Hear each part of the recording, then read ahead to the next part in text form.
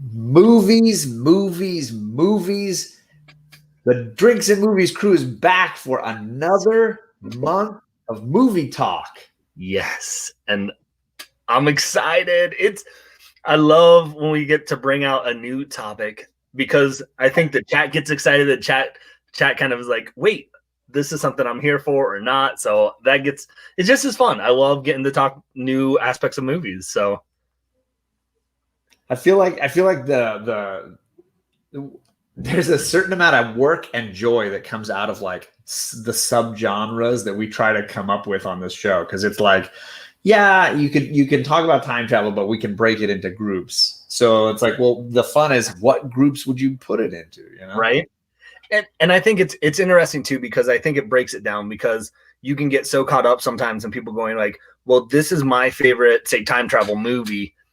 And you're like, okay, but can you really compare Back to the Future to Donnie Darko to, to Hot Tub Time Machine, whatever it is for you, but like, how can it's interesting to see that. And then, what's nice though is when we bring a new topic, you get completely different aspects, because I feel sometimes if after a couple of weeks, you're like, you can kind of be going around talking about the same stuff sometimes. Yeah. Like that was sports. Sometimes you're like, oh, it's either they achieved it or they didn't, and you're like, ah. Yeah.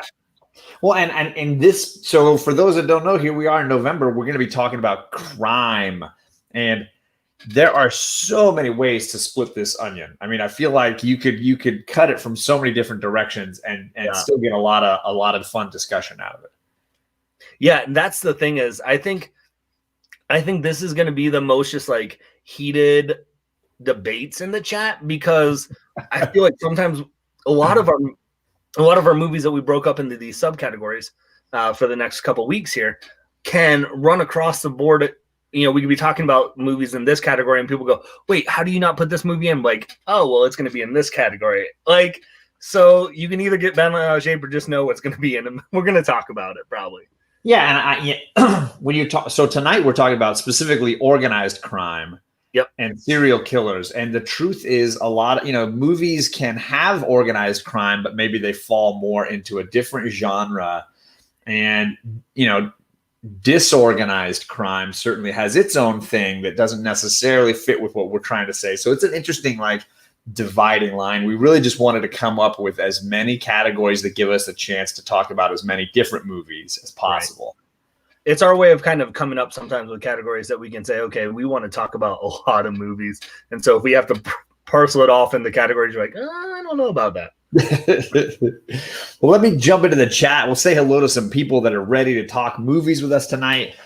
This is going to go the month of November. So we got a few categories tonight. Right? Oh, October, sorry. Yeah, we're in October. I mean, quarantine's been rough, but I mean, come on. It's been bad. I just started drinking, but so for the month of October, we're going to have 2 weeks of these live shows with Bearded and I this week and next week. Then the 24th, we're going to have some guests coming on to talk with us so that we can take Halloween off and just skip that week and relax. So be prepared for crime all month long. Hello to Todd Christian, tailgater number 1. And Coach Vic had the notification bell clicked. He was just popping right in right at the right moment. Perry, eyeballing us. He's had some killer horror movie watches this last week. I've totally enjoyed The Fly. I loved the Quiet Place. He's done some really good ones. I don't know if you've caught any. I haven't, but I want to go back and watch The Fly, because I can just see him like, oh, that's the dude from Jurassic Park. Hello to Old Wolf 65. He was just on with Life with Two YouTubers a second ago. Hope he's doing all right. Let's see. Everybody's saying hello. Ooh, we got Comics Misexplained. Jason, who was on with me on Wednesday night talking about Criminal. We were talking about crime movies, crime comics then. And did he take his shirt off with Sharon? I mean, you can't hold that man down. You can't. I hope he didn't, but you never know. And Sharon is encouraging it. Like, come on, Sharon. It's just problematic. And we got a little aggressively relaxing as well. Thank you for coming by. So hopefully we get some more people rolling in here, but we are talking crime. Greg, can you talk a little bit about, like, when you were looking at like options for crime movies, what were some of the things going through your mind? There's so many different routes that we can go, right? And the route we went with organized crime, serial killers. Is it a crime movie? Heist movies. We're talking heist movies next week, and then drug based, right? So like, there's so many different topics that you could go, and there's so many more categories right there, right? Like, there's going to be somewhere I say like, I feel like we're just going to have to talk about them in our week 3 show and just be like, they don't fit into one of our subcategories, but it deserves to be talked about. I know there will be some like that. So it's just interesting because they can go in so many different directions with crime movies. And I think that's what was interesting for me, because the genres will take you in a completely different route. And I think these 2 topics that we're talking about right now are going to take you in completely different routes as well. And that's intriguing to me. It's more so even than the dark aspect of, is it, can you change time, or is it just a funny time? Like, this is even more from the complexity of people, of why they do what they do too, which that kind of gets my gears going a little bit more of like, why do they do this? Well, and I spent time, for me, the discussion was, I kept coming around to movies like Die Hard or Lethal Weapon, where there's clearly crimes happening, but the focus is not on the crime. The focus is on the protagonist, right? The hero is the focus. Whereas for me, I kept coming back to movies about crime where the hero is more ambiguous. There is criminals as your heroes. Criminals as at least the anti-hero that you're following in the story. It's not so much about the white knight cop trying to stop them as much as it is about the shades of gray. Yeah, and I think we have some of those movies we'll cross into it where it's more of the white knight cop, the hero base, where you have a little bit of that. But I think, we, especially when you're talking about organized crime, you're going to get those aspects of they almost they're horrible people, but it's they are presented in such a way that there's this attractiveness of like this lifestyle, right? Of the money, the going through the secret club entrance of right? Like, there are those aspects where you go like, and or when they're cracking jokes and you're laughing at them, you're going, wait a second, like, they're really not people that we should be like, hey, what's up, man? Right. But they're portrayed in a way. You find yourself sympathizing and wanting to hang out with them until they flip the switch and somebody's getting beat to death with a bat. And then you're like, okay, maybe I don't like these guys as much. Right. We have a few more people that jumped into the chat. We had TJ come in saying, I'm totally interested in indict and prosecute. I'm totally intent to indict and prosecute the show if I'm not entertained. Wow. I really struggled to read that. And he's going to prosecute you for doing that. It's all right. I understand. Which has a whole other layer of like legal movies. I think we could definitely get into like courtroom dramas one day. Because I think what's going to happen is we'd have this dialogue. We're going to have our break. And then November, we're like, all right, these are the other aspects that we got to Hello to DK, Adelphia, and Kachung hanging out with us. Thank you so much. And let's see, did I miss somebody else? I saw Kachung right there. Hello, Kachung. No worries. Everyone is on our TV tonight. There you go. Hey, you got everybody. We're all hanging out together. And oops, sorry, I got missed. Gore Vidal says Michael Caine's Get Carter comes to mind in this discussion. And there's several films utilizing that novelist's characters. I know that Mel Gibson did that movie. Oh my God! No, I'm my brain. I it's just not having it tonight. But the character again, Get Carter. I know that Sylvester Stallone did a remake of Get Carter. I know that Mel Gibson played the same character as well, but by a different name. They've renamed the character several times. The Mel Gibson movie I'm talking about is Payback. That's the one. Yeah. So Payback is the same character, same novels series. But I would argue that there's no serial killers and it's very disorganized crime in those stories. The crime is not as organized per se as the ones we might be presenting, but will it fall into some of our other categories for next time? Bearded mentioned sort of, is it crime, like white collar crime? We got heists, then we got drug crime for next week. So just be ready. Drink more whiskey. It helps your brain. I will. Speaking of which, Greg, what are you drinking tonight? Well, I've got the whiskey on standby, Old Wolf. Don't worry. But I thought it was only appropriate, if we're talking serial killers, to drink a IPA that has psychopath in the name. So I'm on brand with it tonight, John. I'm just trying to bring it all together. That's hilarious. I was still in the fridge and I was like, I'm still enjoying the Hogwarts decanter here from TJ the Slab Dragon. I got my Jameson in here, and I got it in my brand again. Got my Game of Thrones glass with the ice in it. I like my beverages cold, so definitely doing that. Yep. So tonight we're talking about organized crime and serial killer films, and I will say I generally enjoy a good gangster movie, and I generally enjoy a good serial killer movie. I feel like for me there's and we were talking before we went live, a little bit of the true crime to these categories. I've read a bunch of books about the early days of behavioral science at the FBI Academy and kind of the process that they went through to sort of legitimize profiling criminals before they commit crimes or in the act of committing crimes. Have you watched that show? They made a TV series out of one of those books. Mindhunter is a really great novel, and then they sort of fictionalized it a little bit to make a really good TV series on Netflix. But it was also that novel was the basis for a lot of the detective or the FBI agents in the Hannibal Lecter series.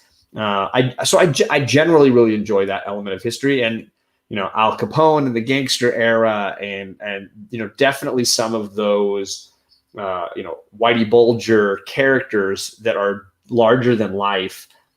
I enjoy the true crime side, I guess, of the gangster and the serial killer genres. Yeah, and like you mentioned it, if you like the aspect of kind of seeing like what goes behind, like Mindhunter, I haven't read the book, but I've seen the TV show, and it is fantastic. And I've heard sometimes people like, oh, it's boring. That's not boring if you are into that mindset of like trying to figure out, like as they're figuring out the process of the profiling of a serial killer and what goes into that aspect. And I think they do a fantastic job. And the lead was, the lead's what, King George. It's Groban, right? Yeah. Is it Groff? Yeah, Groff. I think Groff. Yep. Yeah, he's in Hamilton, and he was in Frozen and Frozen 2. Yes. So, and then Kristoff is how my daughters know him. He's the mind in it. So really good. So yeah, I like that aspect. I like the kind of trying to figure out what's going on. And I think there are aspects like that of really good jobs of it, and there's really bad jobs of that too. So Coach Vic says he expects a Denzel movie every week. I think you're going to come up a little short this week. I think this week you can definitely talk to us about American Gangster if you wish at some point. I know that would have been an apropos option for tonight. But let's get this going. Let's get into Crime Movies 101 Part 1. Here we go. We're going to start with serial killers tonight. So this is the most Halloween-ish that our program this month is really going to get. This is the very sort of nightmarish element of this particular topic. I really enjoy a good serial killer movie, fictionalized or not. If it's done really well, should have some scares, should have a really compelling plot idea, and ideally should make me feel like it's possible this is really happening. So, just my feeling. I'm with you. All right, so let's see what we got right off the bat. A movie that qualifies on every level. Yeah, I mean, you're talking. I don't really have a rhyme or reason, honestly, when I create the slideshows of like what order I put them in. But I thought this was a good one because this is probably one of the better movie adaptations of an actual real life serial killer. And what for me is so intriguing is how I think this was a good one to start off with, because we were talking before of how we're so engaged into like what's going on, why are they doing what they're doing, and that's the epitome of what this movie is. It sucks you in to say like, you know, I've seen people that were talking before. They're like, oh man, when I watch this movie, I go back and like do more research to try and find out like have they learned more about this, because it's an unsolved, you know. And David Fincher just is fantastic in this. Like, it's underrated from his minds, and I think for a lot of his movies.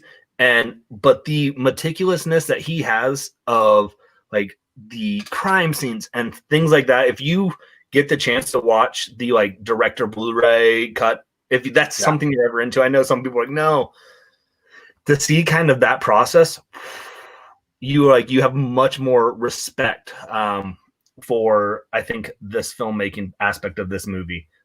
So Werewolf, we just got started. We're in serial killer crime movies, and this is the first movie that we're talking about. And yeah, I mean, for me, I love David Fincher's movies. I own a bunch of them. This is probably my favorite one of his.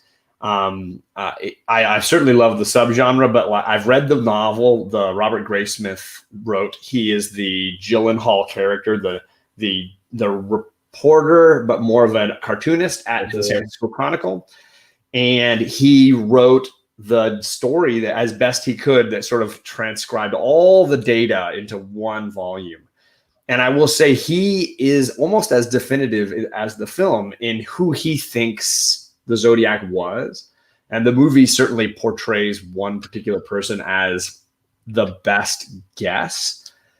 But the frustration in the beauty in the film is that, like you're saying, it's unsolved. There are so many question marks, so many contradictory elements, so many things that push against logic one way or the other, that you could easily see why someone could become obsessed and sort of fall into this, much like the Downey Jr. character does, where it ultimately almost drives him to death. Right. And the obsession that you're talking about that the characters have is the same as the director has as far as the meticulousness. I remember seeing a behind the scenes thing where they were showing how many, they did like 50 takes of Jake Gyllenhaal tossing his little sketch journal onto the car seat next to him. And Jake's not in the shot. It's just the car seat and the paper, the booklet landing. They do, and Jake had to be there and he don't see him in the shot, but he had to be the one tossing it. And he did it like 50 times to get it just right. Yeah. And that layer of obsession is so clearly connected to the characters in the movie. And it's just a masterpiece of suspense and trauma. Beautifully done. And yeah, a ton of great actors. And I wanted to mention too, the big difference between the novel and the movie is that Fincher said he didn't want anything on screen that somebody couldn't witness. So the Zodiac was given credit for many, many murders that are not in the movie because there were no survivors. There was no witness. There was no evidence beyond just a crime. The only ones we see in the movie are where somebody survives. And the movie tries to recapture their perspective on the moment. And that's almost like more horrifying. Like it's the moment with the mom in the car is one of the scariest things I think I've seen in any movie ever. Well, and I think this is one you have there's a lot of, and it sounds weird to be like, oh, there's a lot of great serial killer movies out there, guys. Like that's a weird phrasing to say, but like there are a lot of great serial killer movies out there that are fictional. And I think the aspect of behind this, that it's more in depth of it's a real story, that those moments where, like you said, in the mom in the car, like those freak you out.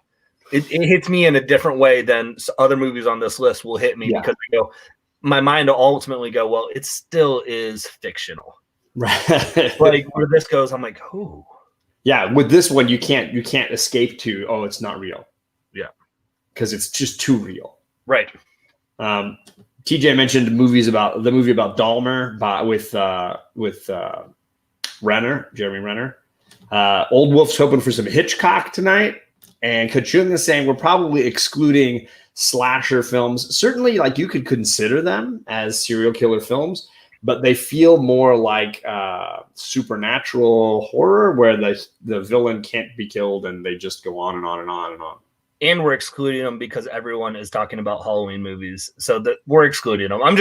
If you're here for slasher movies, like that's why we went this route. So I'm just don't want someone to hang out. We're not. Todd says the interesting thing about Zodiac Killer, the serial killer in the movie in Legion, is based off of him. Blatt's sequel to The Exorcist. Oh, interesting. Did not know that. All right, let's go on from here to a really underappreciated movie that I threw out there, and I was so glad that you had just as much joy for this movie as I do. I'm a big Minghella fan. I think he, hashtag gone too soon. A really talented filmmaker, and this is one of his best movies for me.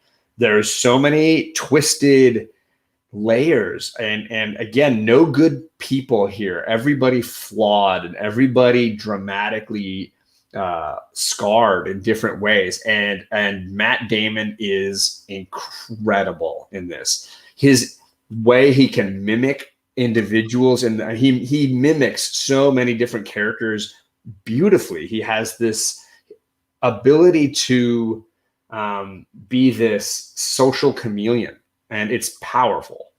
Yeah. And what I love is this is completely different. Zodiac is here.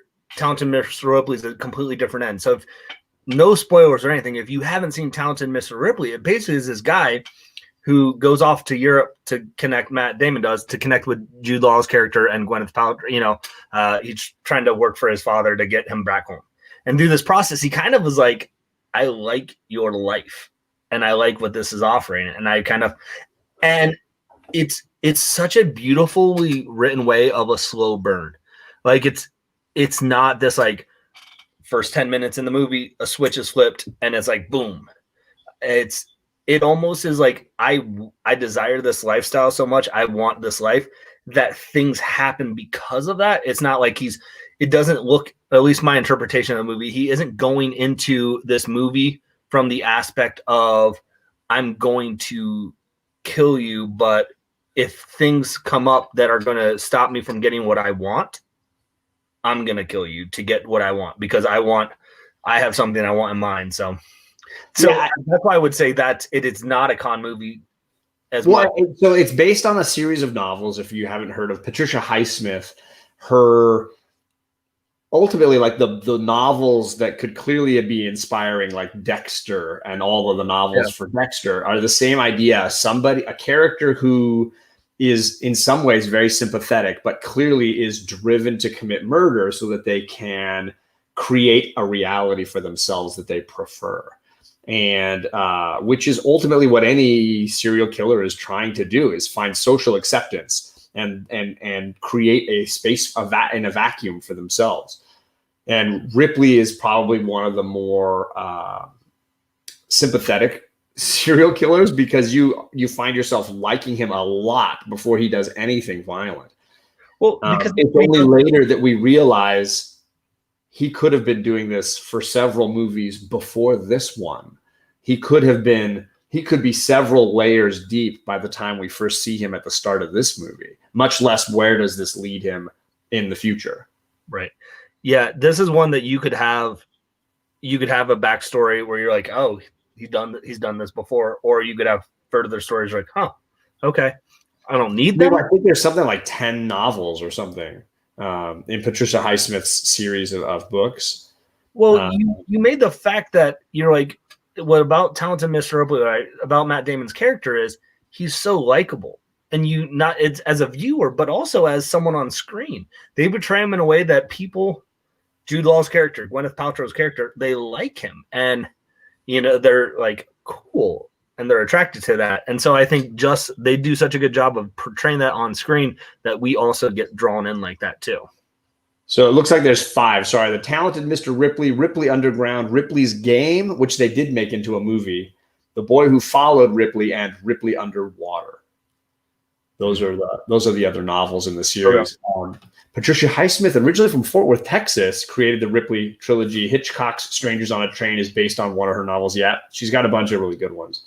Philip Seymour Hoffman is in it. You should definitely check it out. I wanted to highlight Gore, too, mentioning the Riding Trilogy. If you haven't seen it, really powerful look through. I think it's like each film takes place in a different decade or a different time, because you keep looking at the same crime through different detectives' perspectives because they're unable to solve it. It's in England, and it's a true story, and you see the detectives finally working out what really happened over the course, and you can see all the reasons why it got screwed up over and over again until they figure it out. Andrew Garfield and Sean Bean are two of the detectives at different times dealing with the same case. Beautiful stuff. Hello, Hydra. Thank you for coming by. Just hold on to your hats and glasses there, buddy. So yeah, I'm glad. I was just glad that you liked this movie too, yep. Because I know that there definitely has its people that love it, have its people that hate it. But my wife and I saw it in the theater, and we're just completely enamored with the whole look, style, feel, and performances of it. So yeah, and it's on HBO Max. So if you guys are hopping on the HBO Max train to watch stuff, watch this. There you go. David Fincher's back again. And so is Gwyneth Paltrow. Yeah, Gwyneth Paltrow is back as well. So we didn't give you Denzel, but we gave you Morgan Freeman tonight, Coach Vic. This is pretty much the only buddy cop movie that we got this week. But wow, what a moment for the heroes to take a back seat to the crime. In this case, this bizarre string of murders. This is probably the most like pop version of a serial killer movie that we made for this list. But it is such a dark, twisted journey. I feel like it has to be included in any of these discussions. Yeah. And I think, again, it's showing aspects of the serial killer aspect of that's a different twist that we've looked at again so far, with the Zodiac killers, why Talented Mr. Ripley did what he did. In 7, it's based off of the 7 deadly sins, which is very interesting to see the process and the mindset how our killer goes into this and how he portrays each murder and each crime scene, if you will. Yeah, Kevin Spacey coming in for almost he's unbilled because he had just gotten a lot of acclaim for his earlier movies, and they save his he's not in the credits at the beginning of the movie when they do this lengthy credit sequence. They save his name for the end credits, and you can see they did it just for the shock value of him showing up at the end and getting these great monologues. Yeah, and because I'm assuming he's not in the trailers. I don't remember. No, he's not in the trailers. You don't see any of it. Yeah, and that's you wouldn't get away with that in this day and age. I don't think. It'd be he was still a small. The only reason he was famous was because he just had Usual Suspects and LA Confidential in the same year, and had kind of blown up. And he had just won an Oscar, and this was the summer right after. So he'd already shot 7. I think that because he won the Oscar, they decided to stuff his name after at the end of the credits. And I mean, it's smart because I think if you saw his name and he's not in the movie, you're like, oh, you know who? You're like, okay, this makes sense.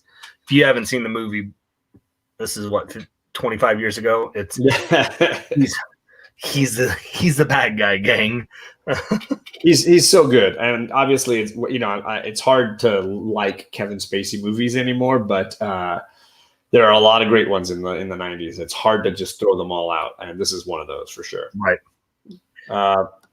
Hello, Abdullah. Thank you for coming by. I agree. Amazing movie. And thank you, Borinkin, for coming by too.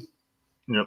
And I mean, the dynamics between Morgan Freeman, Brad Pitt, and even Gwyneth Paltrow, it's such an engaging, which makes what happens in this movie even more powerful and impactful. And that's where it has a punch. Because I don't think if you have those connections with the characters that are developed, this kind of, and not even, it's all 3 of those characters. I think it's a crucial bond because of everything that Brad Pitt, Morgan Freeman, and Gwyneth Paltrow go through. Because of their relationships with one another, it has more punch with what happens in the end of the movie. And I'm trying to be somewhat spoiler free if for some reason you haven't seen 7, but no, I don't think you need to worry about it on a movie like 7. But for me, like the cinematography and the music and the way they work. I mean, there's the sequence with Morgan going through the library, and it's just this classical music playing, and you're cutting to Brad Pitt investigating at home. I mean, that sequence is masterfully done, and the whole movie has this amazing sort of viewpoint where it's clearly sympathetic to Brad Pitt, but it feels like Morgan. Like it feels like you're watching this movie through Morgan's eyes, and his character Somerset clearly has a different perspective on what's going on. And the movie is filtered through that perspective in a really kind of cool way. So yeah, Dr. Phoebes in the Theater of Blood. Who I haven't seen a Vincent Price movie in a long time. That's a good I haven't call. seen it, and it's done first, but was it done better? I don't know. I haven't seen it, so I'd be interested. Well, I was going to bring up the idea that I have a trouble watching this movie with the same level of like enthusiasm as I did the first time I saw it, because since this movie came out, several people have poked fun at the genre that this sort of spawned. Most notably, there's a movie called Adaptation, where Charlie Kaufman basically wrote a movie about trying to make a movie, and it's two twin brothers, Nicolas Cage and his twin, trying to write movies, and his twin tries to write this ridiculous serial killer cop movie about a killer who's leaving notes for the cops, and it points out all the horrible tropes that can be really abused in this genre of like cops trying to catch the killer and the killer's leaving them notes, and they're like, it's all personal now, like all that stuff. I think it does. This film, I think, got there ahead of them, but it's funny the ways in which this movie clearly does have a lot of gimmicks on it. Right. And we would be nowhere without What's in the Box as a comic community. And I mean, I fell into that when I first started doing mystery unboxings. I was like, oh, this will be so clever. I'm going to say the box, and like people would go, oh, he's making a 7 reference. And then I did it like 2 times, and I started watching unboxings. I'm like, oh shoot. I was the original unboxing. Ooh, Fritz Lang. That's old school. I love Gore Vidal, old school all the way. So if Zodiac is the modern like high watermark for serial killer movies, then I would say this is the somewhat mid-ranged serial killer film masterpiece. Best picture, best actor, best actress, best director, best screenplay. One of only 3 movies that I think I know of that's gotten all of 5 of those awards. It's a super rare honor. It's also the only, it was until last year, one of the only horror films to win best picture. I think it's also one of the only ones that's like under an hour and a half, which is also super rare. Usually a longer movie wins best picture. So it's this wonderful rule-breaking awards film. Mm-hmm. And I think the truth is it's just so stylistically interesting the way that the film is done. I just rewatched it this week, and the way Jonathan Demme has everybody, at least most of the movie, talking directly into the camera is very unsettling.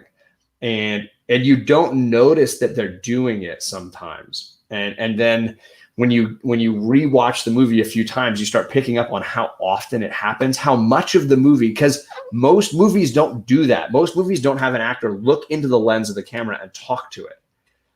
But most of the movie is that way. And then they try to cut around Anthony Hopkins blinking. So Hopkins, I remember somebody at one point told me the number of times that he blinks in the movie, and it's like super low.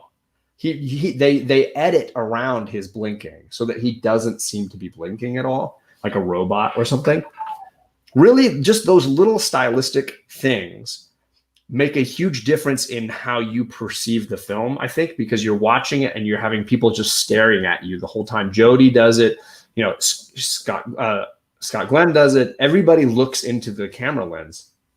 And I think at the beginning, it's done to make us feel like Jodie's character, how all the men are always looking at her and sizing her up. And she gets in the elevator at the beginning of the movie, and there's like all men in the elevator with her. But if you watch the next cut, she gets out of the elevator. There's no men left. There's nobody left. She's the only one in the elevator. There's these little things that they do to let us feel what it's like to be the one woman surrounded by men constantly, always looking at you. Always, what is it? Lecter says, he covets. How do we begin to covet? We covet what we see every day. Don't you feel eyes looking over your body, right? And that's basically what the filmmaker wants us to feel all through the movie, is that we're being looked at, we're being stared at. Yeah. And it is the interactions between Foster and Hopkins in this are chilling. Like, I think, again, what I love is it's another aspect of the serial killer movie that we haven't gotten to see, right? Of utilizing a serial killer to solve another crime of a serial killer. Right. And just how unsettling that has to be to go and have those conversations. Like, because I didn't know that about the blinking, but holy buckets, that makes it even creepier now. Like, to go back, I want to go back and watch, because this is next time you watch it, just try to like see how often you see him blinking, because it's super rare. it's most actors, you see them blink pretty regularly. Yeah. But they cut around it a lot. Wow. Creepy. Yeah, it's super creepy. And I really enjoyed the TV series that Hannibal did with that. Yeah. Obviously, I know they've done a bunch of others with Mindhunter and Hannibal, and then there was a third one, I think, too. Well, Red Dragon. Well, they did Hannibal Rising. They did Hannibal. They did Manhunter, Red Dragon. I will say, like, I generally dislike all the other films. I enjoy Manhunter a good deal. For those that haven't seen that, that's basically so Silence of the Lambs is the second book that Thomas Harris wrote. The first book was called Red Dragon, and it was made by Michael Mann in the 80s into a movie called Manhunter with William L. Peterson as the detective who caught Hannibal Lecter and then is on a new case and has to go back and talk to Lecter about it. And then the sequel is Silence of the Lambs. And then this movie was such a big hit, he was forced to write a third book and a fourth book.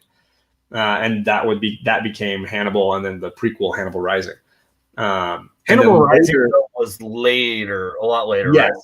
Yeah. And that's a prequel that takes place beforehand.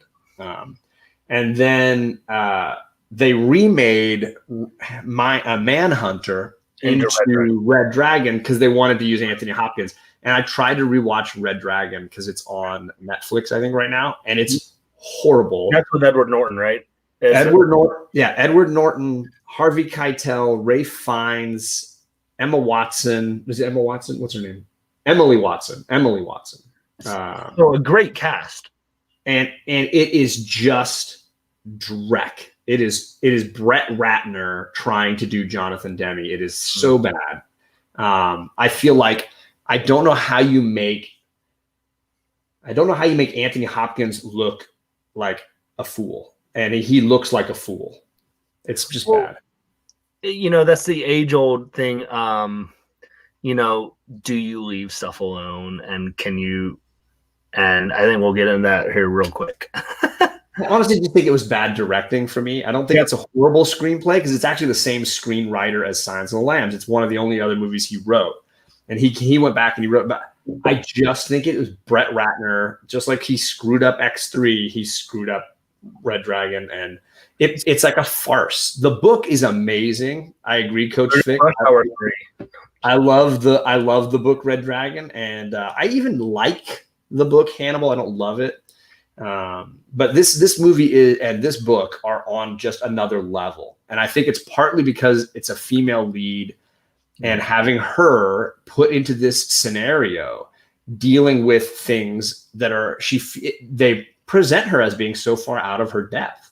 And, she's a trainee and she's trying to do this, and she's driven so clearly by personal emotional needs. Yeah. She's just a very interesting character. Jodie Foster is phenomenal in this. And like you were saying, the moments between her and Hopkins are so well done. They're just masterful. It's just a masterpiece. Yeah. And I'd be curious to see I want to go back and see what others have done, at least the 4, the Best Picture, Best Actor, Best Actress, and Best Director. I can name 2 others. What others 2 can you name right now? It Happened One Night with Clark Gable. Okay. Great film. Just a great sort of rom-com, black and white. It was the film that inspired Bugs Bunny, the character of Bugs Bunny. At one point, Clark Gable is eating a carrot on the side of the road trying to hitchhike, and it became the persona or the character design for Bugs Bunny. And then One Flew Over the Cuckoo's Nest with Nicholson.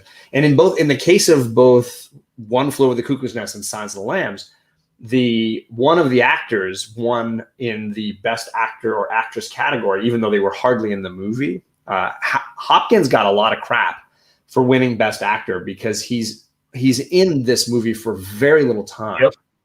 And it was the same with Nurse Ratched in One Flew Over the Cuckoo's Nest. But for whatever reason, politically in the voting that year, they were able to slip into the bigger category and win there. I mean, so those are the 3 that I'm aware of. I don't know if we've had any in the last 10 years that have done it, but I know that those. I want to go back and check because I know there are movies that came close. I know like Gladiator was close at one point, but it didn't win any actors. It didn't have any actresses. So you have to win actor, actress, director, picture, and screenplay.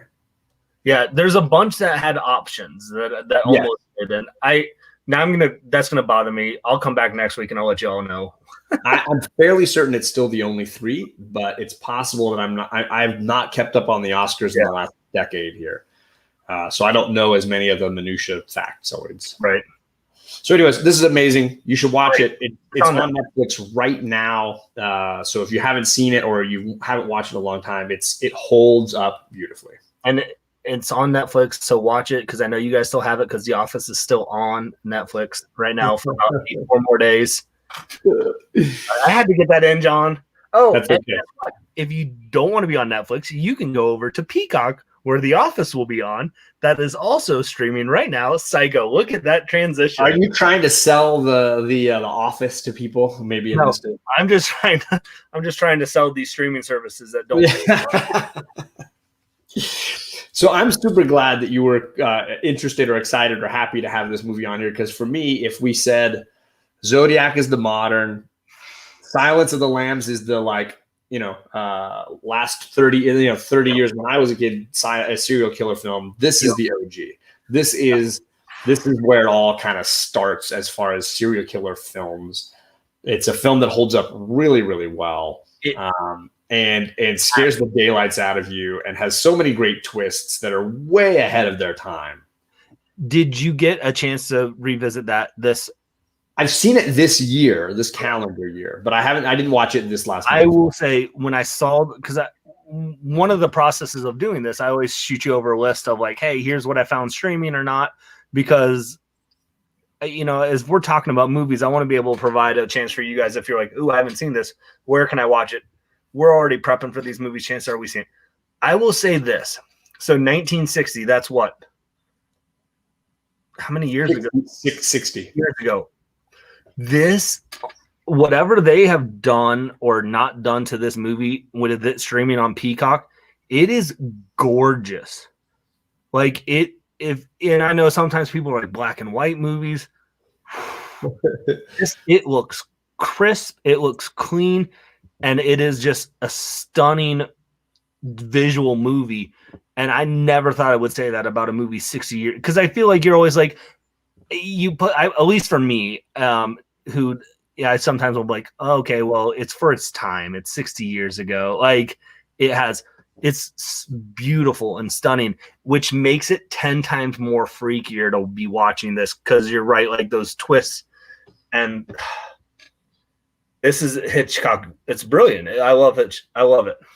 Yeah, I'm a big Hitchcock fan myself, and I always oscillate between which one of his is my favorite. You know, one week it's Vertigo, one week it's Rear Window, one week it's Psycho. There's so many great films in his repertoire, and Psycho holds a special place, at least for me, because of its connection to this subgenre. There were so many controversial elements at the time of this movie, whether it was like the couple and their relationship at the beginning of the movie, semi-scandalous in early 60s, whether it was the voyeur creepiness of Anthony Perkins when we first meet him, or whether it was the sort of shocking twists that we have at the end that really, you know, that moment.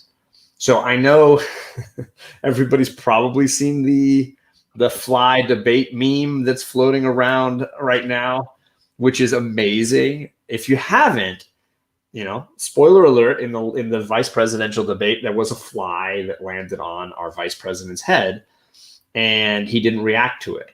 And that is a pivotal moment at the end of Psycho, when he's sitting there calmly and the fly lands on his hand and he doesn't do anything to touch it. And you hear his creepy grandmother's voice in his head telling him, oh, she wouldn't even hurt a fly. And somebody layered the audio over the video, and it might have been the greatest thing I've seen in months. I literally, during the debate, I saw the fly happen, and I was like, man, I can't wait for all the memes that are going to come from it. And literally, I think that night that video popped up, and I just watched Psycho like 2 days before. John, tell me you've seen this. This is beautiful. It is, because the end scene, it's black and white, and it's the creepiest. The inner monologue, like you said, like where he's just, oh, fly, I wouldn't even hurt it, so they would know that I would. And it's Anthony Perkins' character is creepy in the most, like, the fact that as I was prepping for doing nominations for awards, that he didn't get even nominated for something, because I think his role in this film is amazing, because it's so, the twists in terms of the movie, I think they do such a good job because of how he portrays it. That's where that's what creeps me out even more so, of like, how many psychopaths are there in my world that I'm around, because it doesn't come off as one really to the people he's interacting with as much as you would. I mean, there's some stuff you go, because you know what type of movie it is, you go, But for me, it raises that question of the Dexter talented Mr. Ripley element, where a lot of these people, the real life killers that we're talking about here in some cases, are incredibly socially adept at mimicry. And you see that happening in Ripley. You see it happening in Silence of the Lambs. You see it happening in Psycho and Zodiac, where these actors are showing you the lengths to which these people go to mirror emotions that they can't fully grasp for themselves. It's very powerful. The look in Perkins' eyes in the cell at the end. I'm sorry, Joel. I said grandma. It's his mom. Yeah. Controversial serial killer was Portrait of a Serial Killer, Henry. Yeah, with Rooker, Michael Rooker from Guardians of the Galaxy. And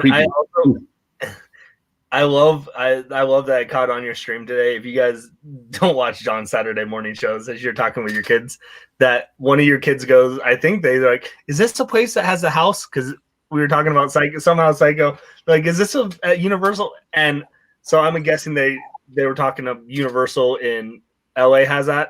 Yeah, in LA they have the original house, the Bates Motel. They have it. It's in two pieces, right? There's the like hotel rooms with the parking lot, and then there's the house up on the hill, the bluff. And when you ride through on the studio tour, there's an actor usually out front who will chase the car for a few blocks. They have this, or at least they have. I haven't been for a while, but they have the same at Universal in Orlando. And so my first exposure was to Alfred Hitchcock and Psycho was the backlot tour of seeing the Bates Motel and the house on the hill. Because then they would show on the tour, they would show clips of Alfred Hitchcock movies and things like that. And Lancaster. You guys are talking about other actors. That is actually where they filmed it. I know. Yeah, right there in LA. Okay, so is that the end of our? Okay, so sentimental picks for serial killers. Bearded has.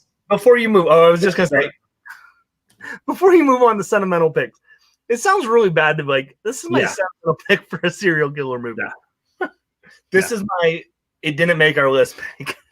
Runner up. So, Natural Born Killers. Oliver Stone. This is loaded with Woody Harrelson, Juliette Lewis, Robert Downey Jr., Tommy Lee Jones, Rodney Dangerfield. This is what I appreciate about this movie is the uniqueness for me for a serial killer movie. I'm not a huge Oliver Stone fan. And you guys know that because Any Given Sunday didn't even make our football list. But the way this movie is shot, like how they're portraying Juliette Lewis's life, growing up with Rodney Dangerfield as a kind of stepdad, and it's this like very tragic backstory as a stepfather who does not do things appropriately, right? But they portray it as like a 70s. 70s and for me it was just interesting, and why I was interested in this and I can appreciate it is the role that I think they portrayed that the media plays on glorifying serial killers sometimes, and how then it makes it even more. And it says even in the movie poster, like that was his agenda, that was his goal. And you have the Robert Downey Jr. who plays the true crime kind of story person. And I know it's controversial because people had said like in 1994, when this came out, it's inspired mass serial killers and things like that. So like it's tough to be like, I love this movie. I appreciate it for what it is. And I think it's ironic that it's glorifying like what the media does to portray these serial killers, and it's almost tongue in cheek to it as now of a movie that's supposed to like bash like this badness of it now has then in turn inspired people to do according to a certain, so people have said they, whether it's mass murder, whether it's even, there were people that related Columbine to this, like, so like the mindset of like how a movie that's supposed to be like portrayed in a way of this is why this stuff is bad, that then gets utilized to then portray something that is not the intention of a movie.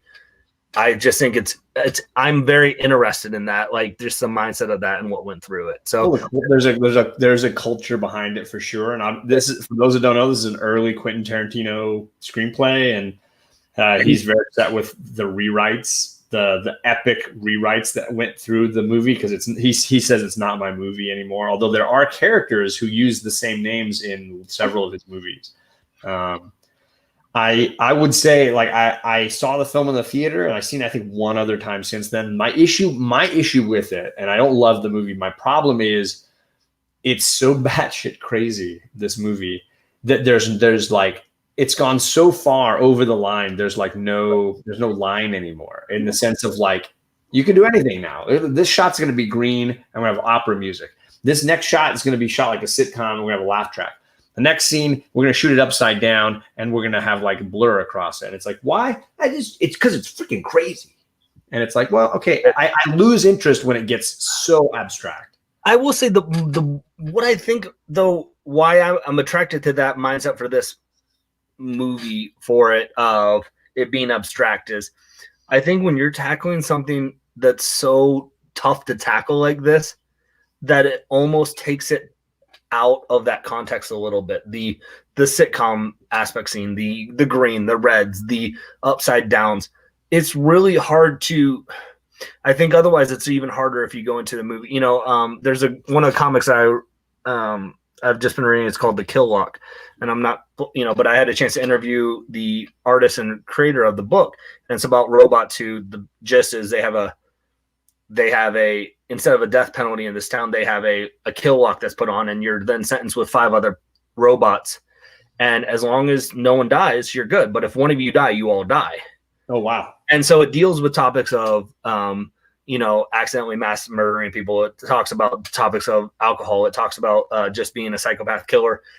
And he said one of his reasons he put it as a robot is it's easier to get into that as a type of media than if it was straight up humans that were doing this, or if it was straight up. And I think that's where I can at least appreciate that style a little bit, because I think if it was shot straight on, it'd be a tougher. Well, I definitely don't think it should be shot straight on. I think there's a midline somewhere. It's just this one way it goes so far for me. It's very, very Oliver Stone and later in his career, and for me, like there's definitely moments that I'm like, okay, you went a little too far here for me. I just and I know that's for a lot of people. That's what it is. So like the performances, I mean, you got a lot of great acting in this movie. Yeah, just a lot.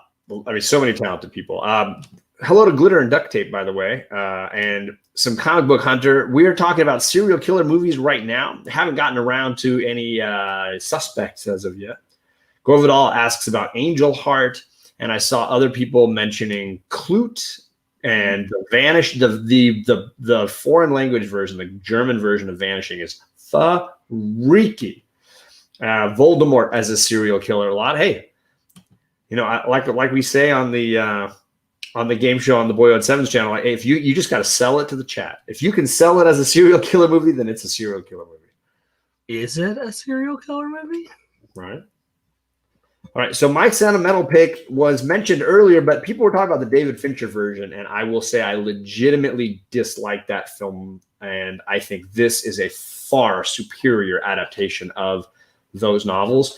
The acting is better, the writing is better, and the photography is even better. For David Fincher to blow it that bad, I was kind of shocked. I absolutely think this film is perfect for the novel. It has captured it perfectly, and you can definitely slumber party at my house for this one as well. It's just a great adaptation. If you liked the Fincher version and have not seen this one, I would say this is the superior film. And I actually like both sequels as well, because apparently they shot them all simultaneously or within like back-to-back time. So those films, the actors, they weren't like years in between. They were able to kind of like rush through and get it all done. And I'm a big Noomi Rapace, I think that's how you say it, fan. And she is always going to be Lisbeth Salander to me. That's just the way it is. I'm glad you put this on, because I know there is a place for it. I have not seen or read any of the books or seen any of the movie adaptations. Oh, wow. This is one that I know it's surprising. Let me sell you on it. How's that? Sell me. So the story is in Sweden. It centers on Lisbeth, this sort of punk goth young lady who has had a lot of abuse in her life, and she is now like a ward of the state in the sense that she has the state managing all of her funds. So the name of the novel is Men Who Hate Women, and they changed it in America to The Girl with the Dragon Tattoo because it's really about the abuse that men inflict on women, and it's a huge issue in Sweden in particular. You see her be abused by people on the street. You see her be abused by family in the past. You see her be abused by the state, the people who are supposed to be taking care of her. She is a computer genius and hacker, and she works for a law firm as an investigator.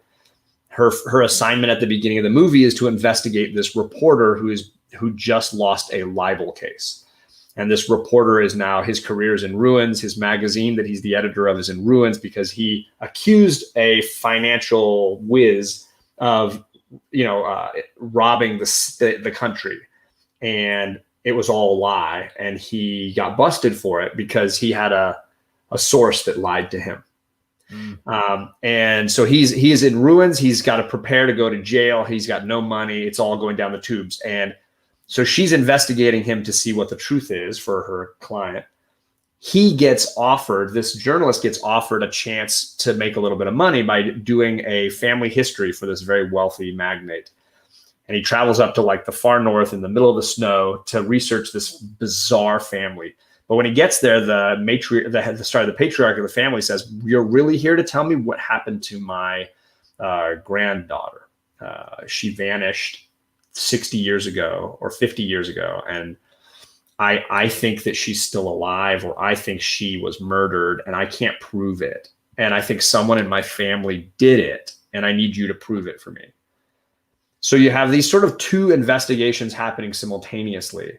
And one of them is Lisbeth, the hacker, trying to see if this journalist is legit. And the other is the journalist trying to figure out, is there a serial killer loose who's killing women and been getting away with it for decades? Wow. I'm in. And then, of course, later the two characters meet up. The cases connect. So I know you brought up the Fincher movie, and I know Gore brought up in the chat the original. What is do you know the history? Because as I was prepping for this, I noticed this one came out in 2009. The Fincher came out 2 years later. So like it wasn't. It came out in the U.S. later. It was on TV in Sweden. And the writer had died. He died kind of suddenly. The writer of the novels. He had a heart issue, and so he only finished 3 novels. He had an unfinished 4th novel, and it was like this huge tragedy. The problem people had was the book centered around this amazing character, Lisbeth Salander, the hacker, and how do you capture her so perfectly? And I think, you don't want to over sexualize her, even though she has sex a lot in these novels. The whole point of the novels is that like men objectify everything. And it's like, how do you create a character who is realistic and not objectify her at the same time? And so I think it's tricky. I just think the actress did it better and the writer directors did it better in this film. I don't particularly care for the American one as much, and it just didn't work as well for me. I need to watch it. I need to. Let's see. American Psycho better be in here. That was the end of it, TJ. I'm sorry. We just wrapped the serial killer portion of the show. I will say I do not like that movie. So hot take here. John's I'm gonna say something without saying something. Away something. All right, I'm gonna pour myself another splash then. So, TJ, American Psycho was on this list. I placed it on this list. However, it is not on this list now. It is not on this list now. We are talking about American Psycho, just not tonight. I switched it to a different category for me after rewatching it. When I told John I'm picking this as my. Because John wasn't going to agree to it. I'm calling you out, John, because you've already said you hate it, so I can call it. I really, just don't like it. But he wasn't going to agree to it, so it was going to be my sentimental pick. So Natural Born Killers wasn't going to make the list. I watched American Psycho and I made a change. And so that's all I'll say. We're going to talk about American Psycho because I like it, John doesn't, and it's going to be a good dialogue. But it's not on this episode. Yeah. So that's if you really care that much, you'll come back. If you don't care. It's okay. I do agree that from Alan Moore's From Hell and Girl with the Dragon Tattoo have a lot of kindred comments about misogyny, but apparently it's a huge epidemic in Sweden, or at least it was, and the novelist for these books really wanted to highlight some of the raging epidemics of rape and assault that were going on at the time. So let's get on to gangster movies finally. I mean, we're going slow tonight. I don't know if it's just me and I'm just exhausted, but I'm just talking about you, I guess. Yeah, but I think these are movies that we're passionate about of talking about movies. So when I mentioned we were doing organized crime as a discussion, this was the first movie that Rod the Rican said, you better talk about Donnie Brasco. He skipped all the other things, but he is a big Donnie Brasco fan. I think this movie is really different than your average gangster movie. And I think it's Mike Newell. So if those that don't know, Mike Newell is a British filmmaker. He did 4 Weddings and a Funeral, and he did Donnie Brasco. You would never know it's the same dude. I think his sort of like distancing from American gangster culture gave this movie a different take, in my opinion. Yeah. Again, I think you're going to see a lot of similar themes throughout some of these movies that we talk about. But for me, what's interesting is it strays away. And I think you're right. I think it's the direction that Mike took it. of where it's not it doesn't come across as your Godfather, Goodfellas, organized crime. And the relationship between Al Pacino and Johnny Depp, I think, is just brilliant. Yeah. I mean, so this is a movie about an undercover FBI agent infiltrating the mob, and it's really about those low-level mobsters. It's not about the guys at the top and sitting in the fancy wood-paneled room making all the decisions. These are the guys being sent to their death. Yeah, and I think that makes it a whole lot more personal. Well, because Al Pacino plays his character's name is Lefty, and that's who kind of Johnny Depp's getting in bed with here. But he's not one of those guys who's ever going to rise to the top, and you see it throughout the movie that he gets passed over and stuff. But how integral those characters are still for the role of like the FBI who are trying to get things to prosecute and things like that. And what I really was attracted to it is, I think you get a lot of the gangster movies. You get the relationship between the gangsters and their family. Right. You don't see too often, maybe you do, but what I appreciated, at least with this one, the relationship between Johnny Depp and Anne Heche, his wife in the movie, of what the effects of being undercover and how what that type of strain will put on your relationship and your family and stuff and where I think it's a beautiful telling of where does work over, trump your family. And I think and can you have that blend? Can you have a family who's going to support you in the midst of not knowing what's fully going on, knowing you're doing something for your job that they can't talk about kind of really. And that dynamic to me was really intriguing and interesting to see unfold. And I thought they did a great job with that. As well as the relationship between, if you're watching the movie, Paul Giamatti and Tim Blake are in it for 15 minutes of the movie. Yeah, I noticed you put Giamatti on there. I started to giggle. Well, what I put it in there is because, again, it's Tim Blake, I put it in there too because he's in the same. Him and Paul Giamatti are the people who kind of analyze the tapes and stuff of what they get from Johnny Depp. Forget about it. And Tim Blake was in the Watchmen series, which was fantastic if you haven't seen that.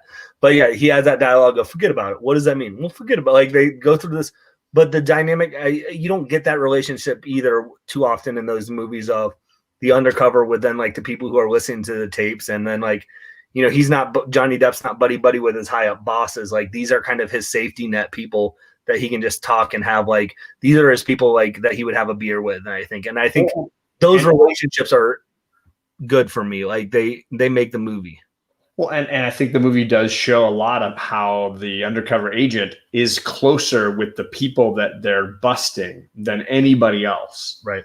The wife, the other cops, he could trust and feels closer to Al Pacino's character than anybody. And that's the heartbreaking, frustrating part, especially if you watch the arc of Pacino's character and what he ends up sort of suffering through because of what this is a true story, what Joe Pistone really did and the results of that. And because John loves that connection of how the undercover person comes so close, that's why he picked Fast and Furious for his next favorite organized crime movie. Yeah. He loves that relationship between Paul Walker and Vin Diesel. Yeah. And lastly, I will say I like that this movie, all the times when Johnny almost gets revealed what he's doing and all the ways he's got to quickly on his feet kind of cover for himself, whether it's the tape recorder in his boot and he's worried and they go to the Japanese restaurant, they have to take off their shoes and he's like, I can't take off my shoes because he knows they're going to see that he's wearing a wire and all the little things that and how he does it, right? Of realistic stuff of hey, my father fought in the war and Japanese killed him, so it was believable, trying to hide the boat, trying to hide the guy who from the FBI field who recognizes him but doesn't know he's undercover at the airport. Yeah, just pops the guy, just pops him, lays him out. It's hilarious. So yeah, I just love the way they ratchet the tension. Yeah, is really clever.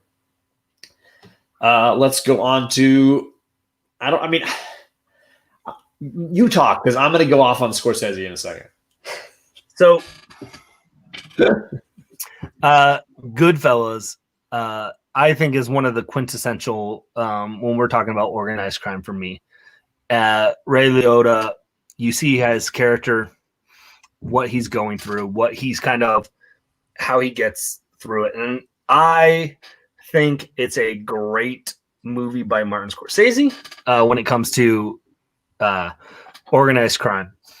And I think what I like about it is you have those aspects of how it starts out of this kind of killing that takes place that is basically the unraveling for our main characters, are De Niro and Pesci and Liotta, and how it integrates of like simple little things that happen that are the stuff that throws them over the edge when it's like really. And I like the freeze frames that Scorsese does in this to kind of like the telling. Then with the voiceover narration, voiceover, because you get, I think Liotta does it. His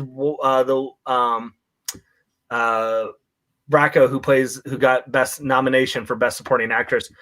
You see that kind of, and I made a reference to that kind of how these characters are portrayed in a way where you like, they're horrible people, like Joe Pesci, but you're laughing at his jokes and with him, but you see that scene of where they're like this line outside the club, and they just go through that backwards underground entrance with his wife, and I don't know if his wife at the time, girlfriend, fiance, whatever, timeline's blur, but to kind of see everything that's going on, up the table of, that's why they do some of the things that they do, because it's glorified of like, people go, I want that notoriety, I want that prestige, I want that, Martin Scorsese, even in the beginning of the movie, they show a lot of Ray Liotta's character as a younger Henry, I think is his character name. And, they're doing close-up shots of Ray's younger, whoever portrays him, looking at like the suits, the rings. And I think that's emphasizing how it draws you into this. So that's the setup for some of the stuff of why I love it. Now you can destroy Martin Scorsese. I will say I'm not a Scorsese. For a film guy who loves movies, I am the rare film guy who is not a huge Scorsese fanboy. I feel like he's a little overrated, kind of like Woody Allen can be a little overrated for some people. I think in both cases, they were filmmakers who, as their careers went on, they said, oh, this works. I'm going to make my next movie have even more of that. And then my next movie is going to have even more of that. And my next movie is going to have, and after a while, it got very repetitive. And it was like, hey, guess what? De Niro or Pacino or Pesci is going to show up and beat the crap out of somebody in this movie.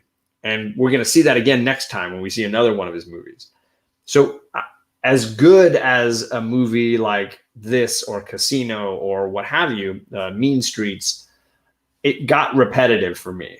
And this movie still holds a better place for me because it was one of the earlier ones. By the time I got to Casino, I'm sorry, Captain, by the time I got to Casino, I was like, I've seen this. My God, do I need more of Pesci and De Niro beating the snot out of somebody? So this one still had something for me. But by the time I got to Casino and now The Irishman or whatever, I was just like, I wanted him to make movies that were saying something new. And Hugo I loved, and I felt like, wow, he's really saying something different now. Yeah, I mean, I think those are all great points, because I think that's someone said in the chat that they hate gangster movies. TJ, right? Well, I get that, because I do feel like they can fall into a trap of the undercover guys, the relationship of the undercover guys, the relationship to the wise guys. Those are aspects that can be repetitive. And if that's your niche, like it was for Scorsese, it's hard to branch out of that because people want they want more of that, they think. And that was my problem. I felt with a little bit of that for sure. I wanted to mention Govardal talking about the TV show Wise Guy, bringing Ken Wall and then later Kevin Spacey. And yeah, that was a very good TV series. And then where was it? Get Shorty is a great movie. I even mentioned My Blue Heaven to Greg when we first started talking about this. But we ended up skipping out on crime comedy to do something different for next week. But that was a category we seriously considered. And so you're not going to get Mickey Blue Eyes in here with Hugh Grant. No, sadly, no Mickey Blue Eyes. But I do like James Caan. So anyways, I do really like Goodfellas. I do think it's a very original film for its time. It's been mimicked and copied over. I mean, Joe Pesci basically has done a variation of this character several times, I feel like now. But this was the one. This is the Birds and Animaniacs. They literally are the Goodfellas. Exactly. They're birds in a kid's cartoon show. The whole shtick is Joe Pesci's character is like, "You talking to me? You making fun of me?" And then like that's it. And now I will say it's hilarious. It is perfect. It's spot on. So. Absolutely. Ooh, people mentioning Last Temptation of Christ. That's a powerful film. Yeah. And again, he does branch out from time to time. I didn't see Silence. I heard some good things about Silence. That was on my list. I want to see it still. That's the Missionaries. Is that right? Yeah. Yep. So I have not seen The Irishman. I have no interest. At this point, I'm kind of just done with that Scorsese. I want the Hugo Scorsese to come back. I watched The Irishman just because it was on Netflix and I was trying to get. And you had a couple of days to spare. So I literally, one of the few movies I can tell you I had to watch it in parts because it was a 3.5 hour movie. I heard somebody posted online where you can pause the movie to watch it in 3 chunks. Yeah. Like you stop it at 1 hour and 15 minutes when this guy says this line, and then you just. I had to. I have 2 kids under 3. I can't watch a 3.5 hour movie. I'm right there with you. So, but let's talk about De Niro again because I freaking love De Palma's Untouchables. This is one of those rare times where you do get a cop in shining armor, although the whole point of the movie is him realizing he can't be the White Knight. They need the Dark Knight here, and that's the rules he breaks at the end are pivotal to the plot of this film. I love everything about this movie. Connery, obviously Oscar deserving, great. I'm a Costner fan. I know people hate Costner. I love Kevin Costner. De Niro is perfect in this movie. He is excellently cast. Andy Garcia has a great little role. De Palma shoots and edits the daylights out of this movie. It's so well done that the Naked Gun had to do an entire riff on the freaking staircase sequence at the end of the movie. This movie is just a top-notch thrill ride, even though it probably has no actual truth really in it, except that Al Pacino went to jail for tax fraud. Like that's pretty much the only truth. The movie is a kick in the pants. Well, it's one of those movies we talked about. It really, De Niro is a side character in this, right? It literally is. He plays his role. One of the things I do like to do with these movies sometimes is try and like see old Siskel and Ebert reviews. And man, I miss them so much. But like to their review, it's on YouTube. You can see it of this. Ebert just destroys it. Siskel loves it, and it can't be right all the time. Well, it's interesting because of the things that like that bother Ebert about the movie of like Kevin Costner's character is just too bland, and Siskel's like, well, that's what it's for. Like that's what makes it so beautiful. Like he has to have this. But I mean, you talked about Costner and and De Niro in it, and we briefly talked. Sean Connery, yes. The scene where he's like, "We need another guy," and the guy just kind of strolls in and is like, "Hey, Elliot Ness, I need your numbers here." And he's like, "You have a badge?" Yeah. Or then carry a gun. "You have a badge, then carry a gun," and just and carry a gun. As we just did a horrible Sean Connery impression. Just nailed it. We were amazing right then. Fantastic. We haven't lost people yet. We said 20 years to the hospital. You said, "Well, hits to the mark." But that's just, I mean, this is one of those stories that's been told time after time. They even just did, there was a comic that came out in like January. I don't know if you ever read it. It's called Tommy Gun Wizards.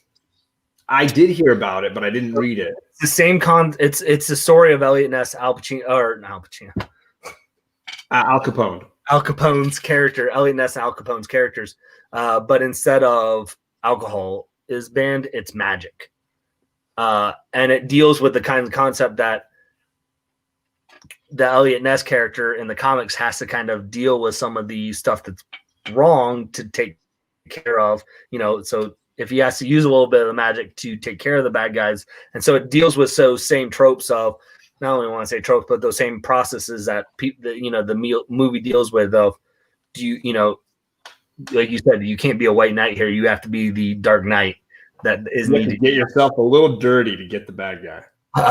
And I think that's an interesting concept of, where does that line draw, because if you remember in like the Donnie Brasco movie, at the end, like when they're about to get busted, like Johnny Depp really doesn't he's supposed to shoot this guy and he's really struggling to do this right before they get busted. And it's that kind of mindset of where on the line, if he's doing it to protect himself on this, but where do you find that balance of how far is too far if you're trying to bring someone down? And I think those are some dichotomies that are really interesting to deal with and tackle in that aspect. Oh, for sure. Absolutely. And I'm glad Gore mentioned the music. The music is absolutely awesome. Again, several great moments, though. I think the editing and the pacing of this movie is so great. From the guy dropping the bomb off at the cafe in the beginning of the movie and the little girl running out, "Mister, you forgot your case," to the elevator sequence where they find the same guy you talked about getting whacked, to the Connery sort of finale sequence. And even to Costner taking that guy and chasing that guy up onto the roof, that whole sequence. And the staircase scene, it gets sent up a lot and made fun of a lot because it's so iconic. It's like burned into your mind and you watch it, and the use of slow motion at certain sequences, and then they speed up the time at other times. And, that moment when Andy Garcia shoots the guy with from 100 yards off, and you're like, yeah, I got that guy. So many great little moments. It's really just a masterfully done directing, editing side kind of thing. And it makes all the actors look good, and it makes a fun movie to watch. Yep. All right. Sorry. Talked a lot about that one. And here's another one where directing, writing, cinematography all come together to make that the actors and the characters and a somewhat nonsensical plot become a lot of fun. Right. I love this movie. It's about as close to Chinatown as I'm ever going to get in my lifetime, probably going to the theater to see a movie. Obviously, I'm a big Chinatown fan. It's, for those that don't know, it's still right there. Still right there.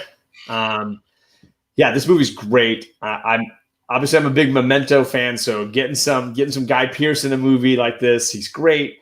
But this was like right when these three actors, Pearce, Crowe, and Spacey, were just starting to hit. Gladiator and Usual Suspects and Memento were still a ways off. Certainly Memento was a ways off. And Gladiator was a couple of years. Gladiator was 2000, 2001 or something. So in this case, these guys had not hit it yet. And I think Spacey was the biggest star at the time of the three. But I think for a lot of people, it was like three no-name actors, and the big name was Kim Basinger, right? Her return to film or what have you. Such a great noir film, lots of great California history buried in it, and the style, the music, editing, all that stuff, so fun. Yeah, I would say Kevin Spacey can't be considered a no-name actor, though. I would say Russell Crowe and Guy Pearce, because we just talked about 95 wasn't 95 7? 7, and wasn't that Usual Suspects? Let's see here. I'll go and check. I'm just curious. I'm curious with the timeline. Let's see here. 7 was 95. Time to Kill 96. Usual Suspects 95. Yep. Okay. So I mean so I would say Spacey and Basinger. But Russell Crowe, this was when he was still in his where's Coach Vic? This is when Russell Crowe was still in his Denzel Washington Virtuosity movie, because that was like a 95, 96, 97 movie. So there, Denzel made the show. We talked about him. That's hilarious. Yeah, I mean, as somebody, obviously, I've lived in California my whole life. I think there's a part of this movie that I love, that, you know, the history of California and the gangsters coming out to California, that even The Godfather paid homage to the movie stars and the gangsters in LA. I think this movie really captured that beautifully. And that it's not Elmore Leonard, it's what is the writer of the? Oh man, I'm just having an exhausted mind place night. Virtuosity was 95. Yes. It's an Elroy. Is that what it is? James Elroy novel. And he does a lot of those noir detective LA in the 40s and 50s kind of films. Just a whole lot of fun. And so yeah, I mean, I think the acting is top to bottom great. The plot, you got to watch the movie a couple times to fully get all the layers, because there's a ton happening here. I still don't understand how one of the characters is also alive at the end of the movie when they very clearly seem to be dead. But I'm giving it a pass on all of that, because the movie is just so beautiful to watch and enjoyable. It's absolutely enjoyable.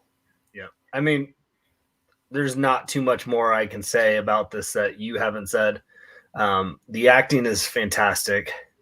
Obviously, you can see the things that you hit on, right? That, you know, it's nominated for cinematography, that set, you know, the set design aspect of an LA landscape of it has that film, that LA, that very film noir vibe, which I think it's hard to do in a movie like this sometimes. And so I thought they did that really well. And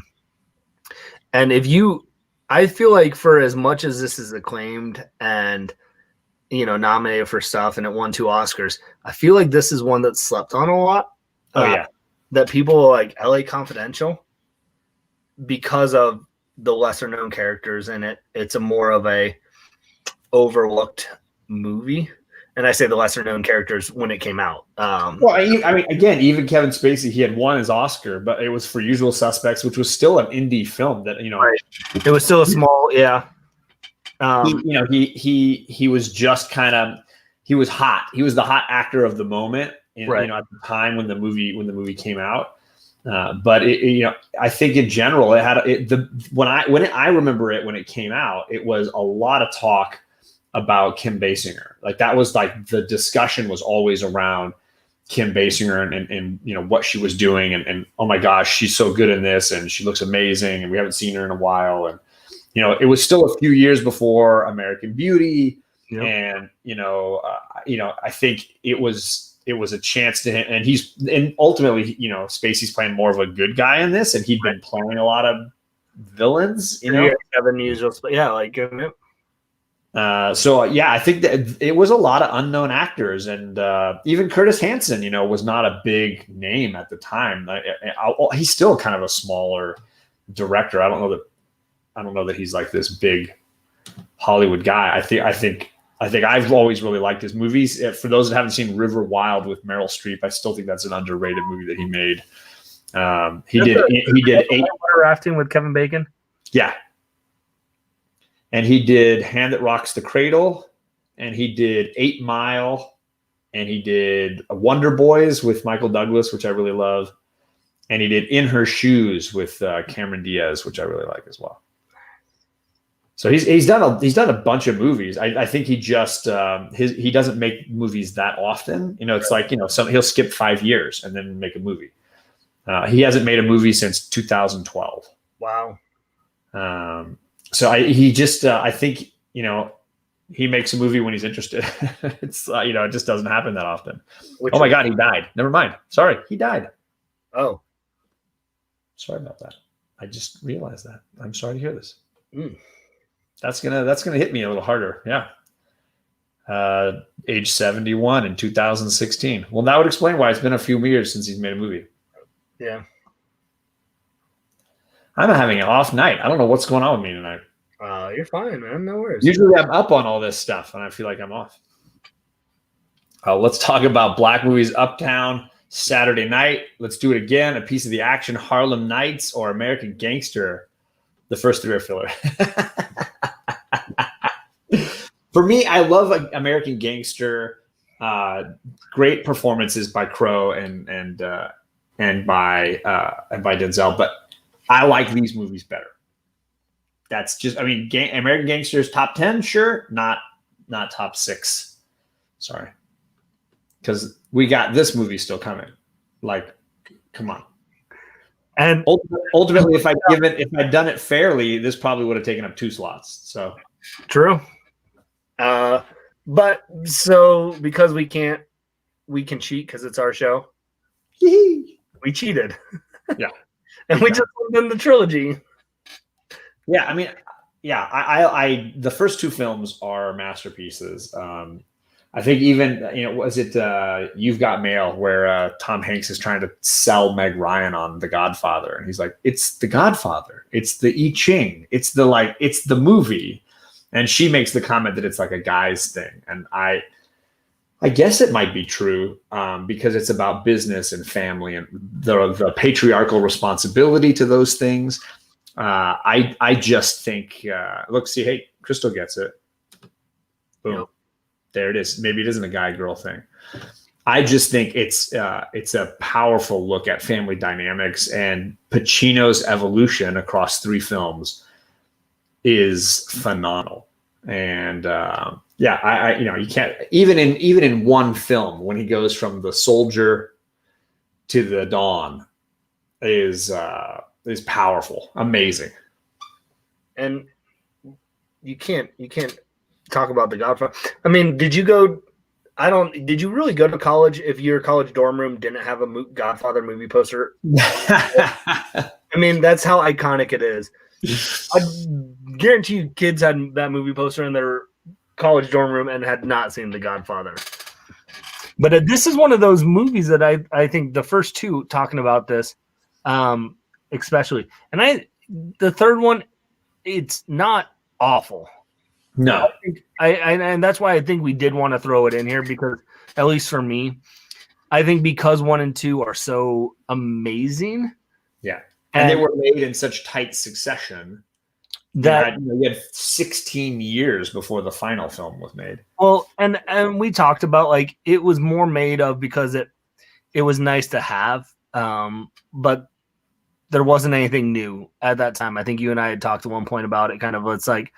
But this, I think, is one of those trilogies, if you will, or at least the first 2, where it talks about really sparks the debate of what's better, the original or the sequel. Because then you get into that kind of basics. So, you can't have the sequel without the original, and is the sequel better because of what the original did? And the original is still a masterpiece. So it's like but it's a great debate, because where would you put it in your rankings? I'm not asking you, I'm just saying that, like, rhetorically. But I think is Empire better than New Hope? Is this? But can you really have that without that? Because it is. We talked about the Secession is 1972, 74, and then 16 years later. You look at, even as bad as The Godfather Part 3 that people say it still got nominated for 7 Oscars. Now, Oscars don't equate good movies. I don't want to just but that still is a feat that shows that there was a passion for it. But man, Godfather 2 cleaned up. And I think that's a work to the testament of, you get De Niro introduced in the second one. Who else is added into? In the second one? Yeah. De Niro and Bruno Kirby are the big two as the like younger guys, the younger crew coming up.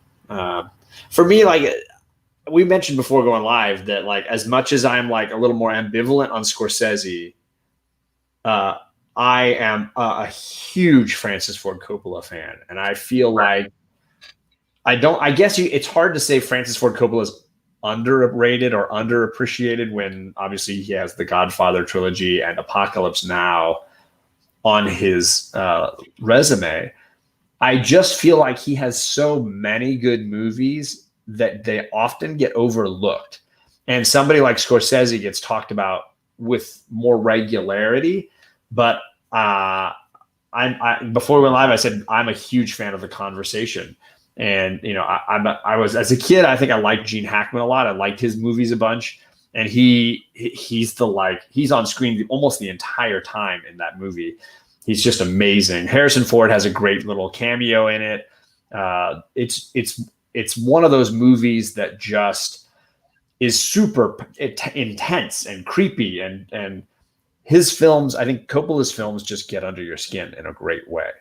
I even loved the Matt Damon, The Rainmaker, that Coppola did, which is basically just a John Grisham courtroom film, but Coppola elevates it to a whole new status. He's just a masterful filmmaker, and these are his top flight products. And for anyone watching, I just had to do research. The Conversation is streaming on CBS All Access, and my phone is telling me that I can play, which means I have CBS All Access right now that I did not know I have. So I got that. I'm going to watch it, and then I'm going to cut it.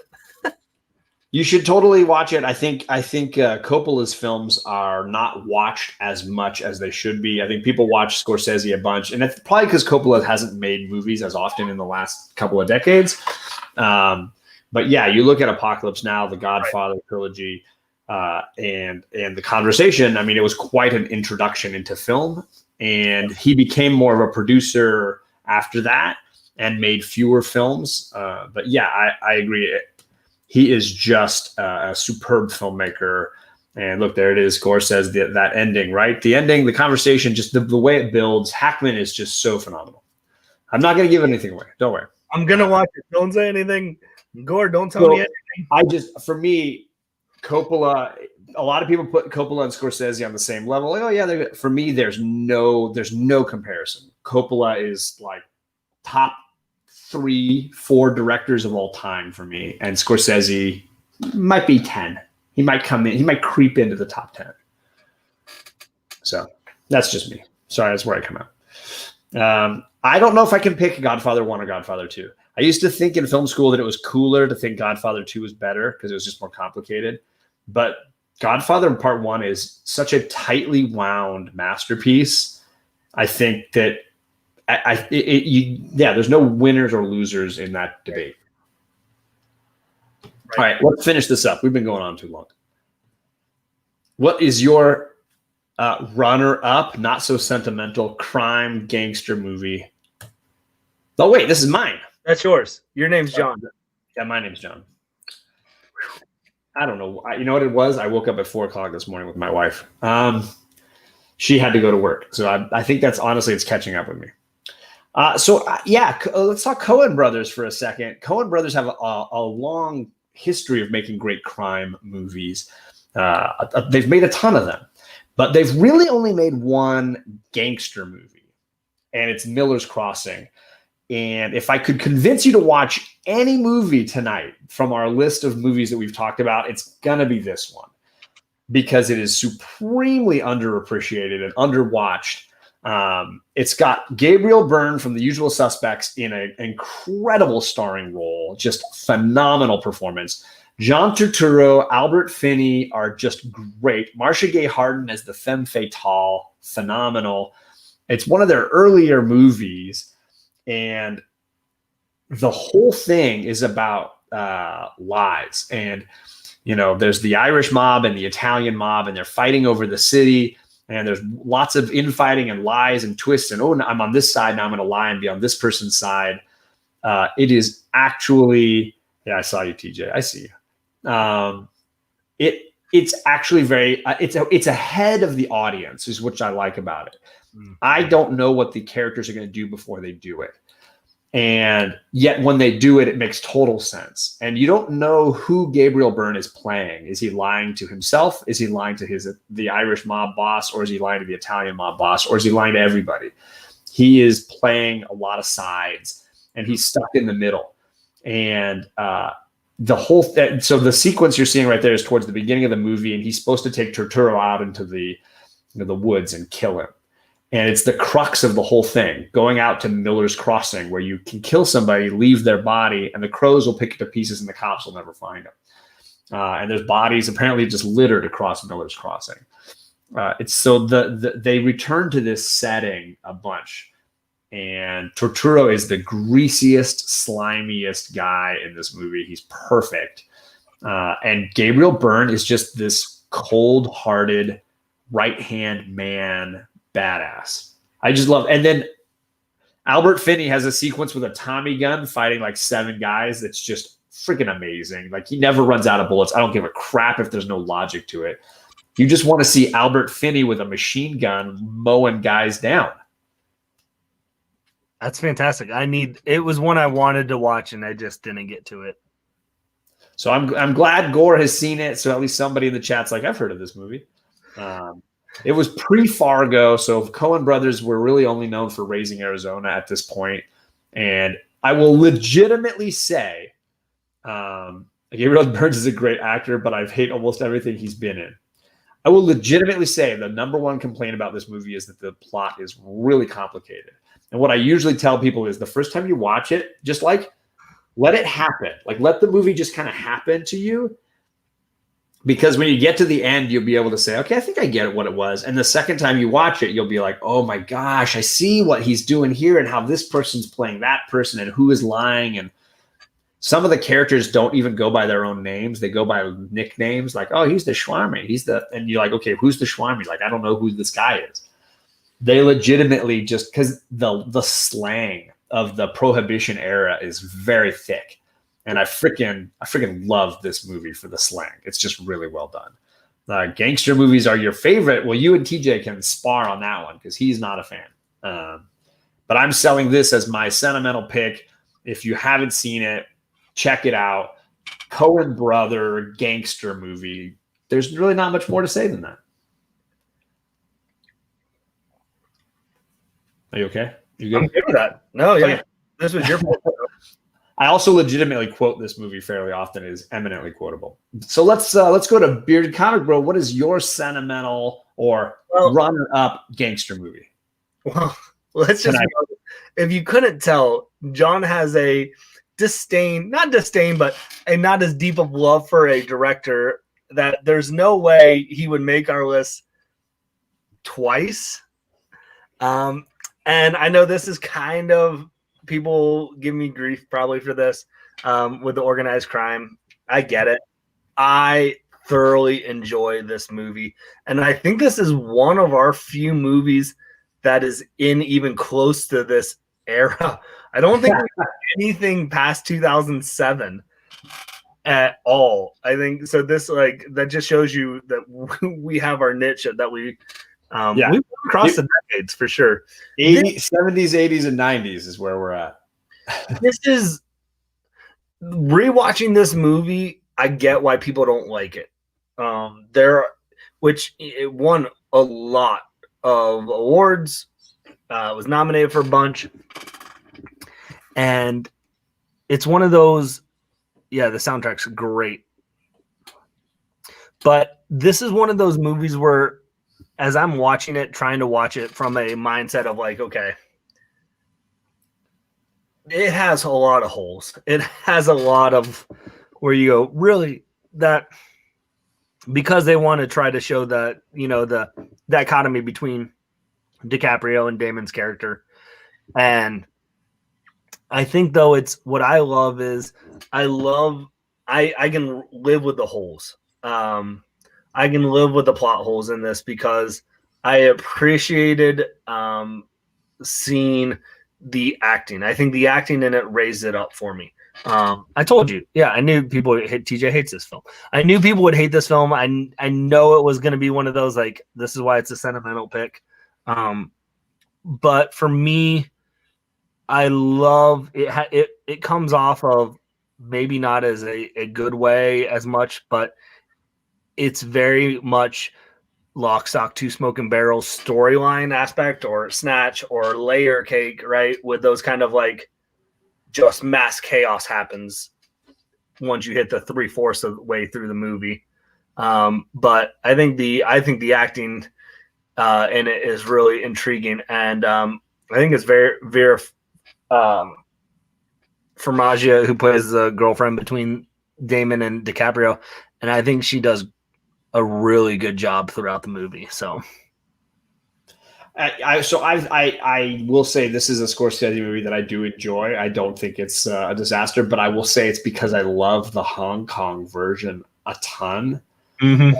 For those that don't know, this is a remake. What they did was set it in Boston and then add this incredibly cool layer of the history of gangsters in Boston. But the film is based on a movie called Infernal Affairs, which is a really, really cool Hong Kong action movie.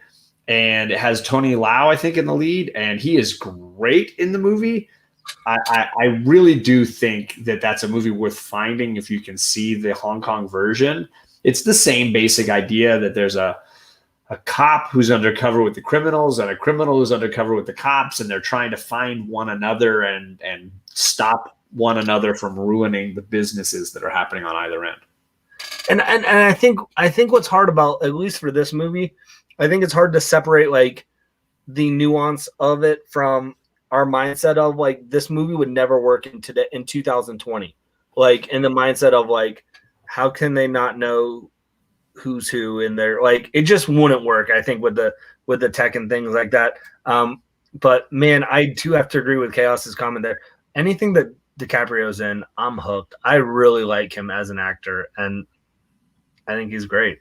Where is he? Is that like his most recent? I like Nicholson and DiCaprio is great. Oh, I saw the Nicholson one. I didn't see the DiCaprio part. Yeah, for sure. I mean, the actors are all top notch in this. Damon's great in this. Wahlberg's great in this. Martin Sheen's great in this. Baldwin's great in this. So yeah, you can back this up, Chaos, if you want to see my hot take on Martin Scorsese. I just think he's overrated, is what I would say. I think Coppola is underrated, and I think Scorsese is overrated. I don't think either one is a horrible filmmaker. I think Coppola is top 4 for me, and Scorsese might creep into the top 10 at some point. Maybe if I'm a little tired one day. But there you go. Yeah, I do enjoy the plot here. I do think I'm shocked that Chaos thinks nobody hates this movie, because I will say when I was in all my film school buddies, they hate this movie. They think it's like cheap, crappy Scorsese. They're like, no, man, it's Mean Streets and Goodfellas and Casino and none of this crappy Departed Hugo stuff. And I like Hugo and Departed way more than I like Casino. But that's just me. Like I got tired of his Irish gangster stuff. Oh, sorry, Italian gangster stuff. I'm tired. I'm blowing it tonight, man. You're fine, dude. No, you're fine. Well, that's my sentimental pick. So there you go. And that wraps her up tonight, folks. That is the Dunskers here for us. Yes, I did go to film school, Chaos. I'll let you know all about it. That's bearded. You guys have the same color. Everybody's black, white, and red tonight. Look at this. That's how we roll. I'm looking at the icons. Coach Vic stands out because he's got the only yellow-orange one. There you go. Coach Vic stands out because he's Coach Vic. So that was organized crime, and that was serial killer movies. If you missed it, you can back it up and see what we've done. But obviously, we're nearing on 2 hours now, so I understand if you're not interested in watching it on normal speed. We will be back next week. We got several new categories to discuss. We're going to be doing heist movies. We're going to be doing drug crime movies. And we're going to be finishing with white collar, is it a crime movies. So And they're going to be, so we're going to put White Collar in there, but we're also going to just put some Is It a Crime in it. So I'm excited. Yeah. I'm excited for sure. So if you guys enjoyed what we have here, I think next week's going to be just as much fun as we talk about some stuff, because heist movies is going to be like impossible because they're so. I mean, I even joked that you could call Raiders of the Lost Ark a heist movie if you really wanted to sell it. Like, yeah. And just so John's aware, the chat's aware, he's already tried to sell Time Bandits as a heist movie. We talked about Time Bandits. We're not talking about Time Bandits again. If you want to talk about Time Bandits, watch our time travel movie. We're not. I make the slideshows, so he isn't getting it. Watch, he's going to create a one slide just for next week. One slide, just shove it in. It's going to be totally different colors and everything. It's not going to stay. It won't match at all.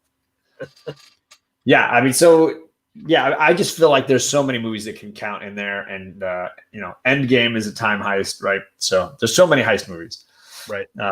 Best organized crime movie is Clueless. You're on it, Chaos. We missed you earlier, buddy. Hopefully you're here next Friday or next Saturday. Good Lord, I don't even know my days of the week. I'm on fire tonight. Thank you, everybody, for coming.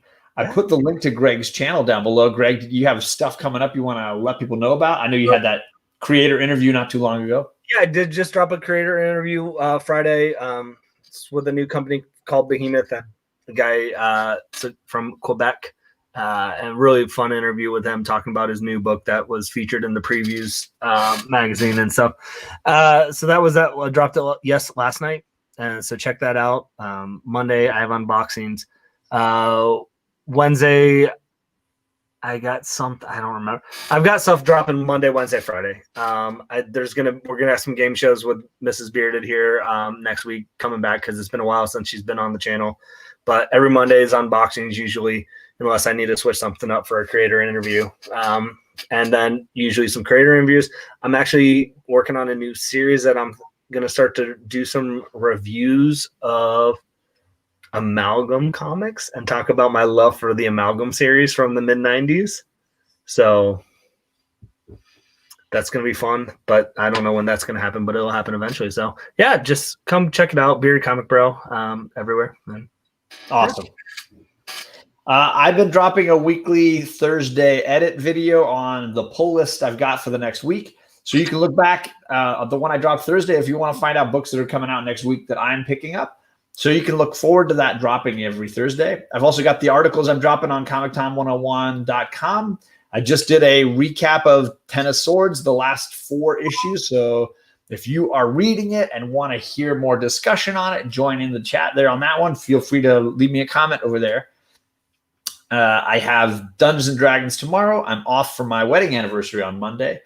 And then I'm back for Omni X-Men on Tuesday on the No Good Comics channel. We're going to be doing issue 99 of the all-new, all-different X-Men. So hope to see you all over there. And that is it for me. Have a great night, everybody. And see us next week. Peace.